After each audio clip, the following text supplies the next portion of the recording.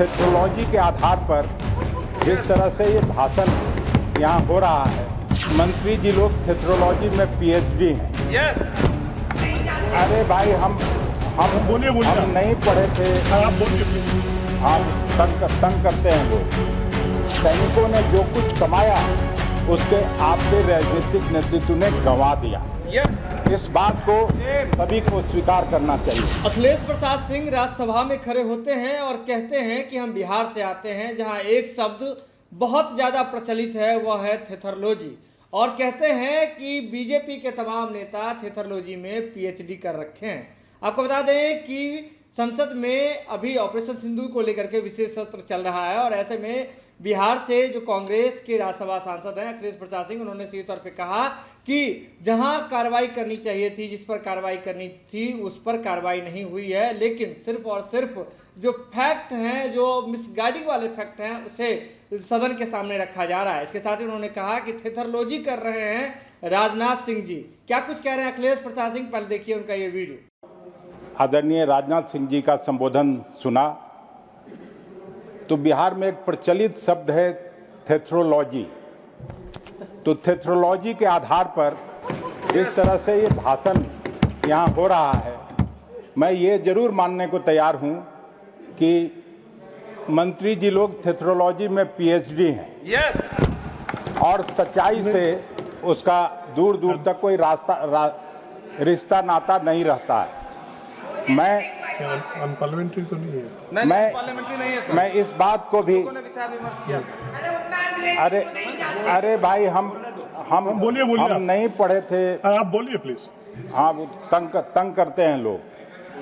हम इस बात को स्वीकार करते हैं कि सैन्य बलों के अदम्य साहस और पराक्रम को निश्चित रूप से हर भारतीय स्वीकार करता है, और उनके लिए सबको गर्व है, हमको भी गर्व है। लेकिन जिस तरह से आपके राजनीतिक नेतृत्व ने ऑपरेशन सिंदूर में जो मिलिट्री के भाइयों ने, सैनिकों ने जो कुछ कमाया उसके आपके राजनीतिक नेतृत्व ने गंवा दिया। इस बात को सभी को स्वीकार करना चाहिए।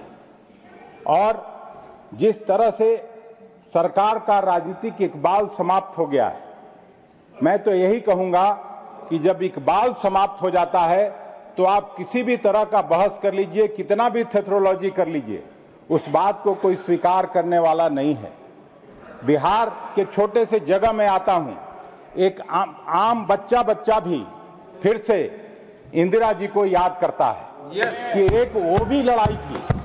आज जिस तरह से जयशंकर जी ने सिलेक्टेड लाइन चुन के और इस बहस को मोड़ने का कोशिश किया, मैं आपको कहना चाहता हूं, इंदिरा जी ने 1971 में जो मिसाल पेश किया और मोदी जी ने जो कुछ इस समय किया, मैं अंतर बताने के लिए ये बात नहीं कर रहा हूं, लेकिन ये अंतर हो जाता है।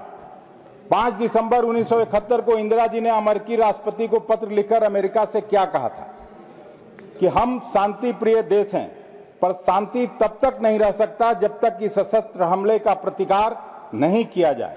उन्होंने अमेरिका को बता दिया हम इस समस्या को अस्थायी रूप से मिटा देना चाहते हैं।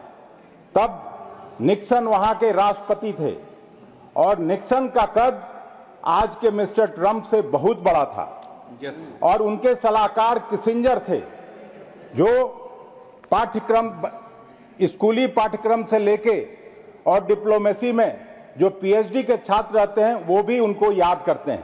तो आपने वीडियो में देखा कि कैसे अखिलेश प्रसाद सिंह जम करके जो है बीजेपी के नेताओं पर और देश के जो रक्षा मंत्री हैं उन पर निशाना साध रहे हैं, और साधते हुए कह रहे हैं जो थेथरोलॉजी जो है वह हो रहा है और कुछ काम नहीं हो रहा है। इसके साथ ही उन्होंने कहा कि जो देश के सैन्य बल ने जो अदम्य साहस से जिस चीज को हासिल किया था उसे देश के नेतृत्व ने, राजनीतिक जो नेतृत्व है देश का, उसे पल भर में जो है गंवा दिया। इसके साथ ही उन्होंने ये भी कहा है कि प्रधानमंत्री मोदी की डिप्लोमेटिक हार हुई है।